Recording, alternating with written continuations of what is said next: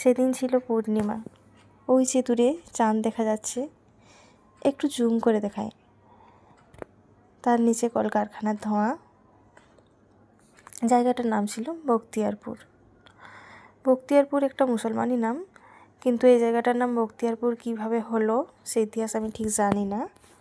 তবে এটা অস্বীকার করার জায়গা নেই, মুসলমানরা আমাদের দেশ অনেক অনেক বছর শাসন করেছে, সেই থেকেই হয়তো হতে পারবে। সে যাই হোক, কোনো না কোনো একদিন আবার ঠিক হিন্দু নাম যেন হয়ে যায়, এটাই চাইবো। কিন্তু এখানকার পরিবেশ ভালো থাকলেও গঙ্গার অবস্থা ছিল খুবই শোচনীয়। দেখায় একটু গঙ্গার অবস্থা, মানে নদীর যে একটা সৌন্দর্য থাকে সেটা নেই বললেই চলে।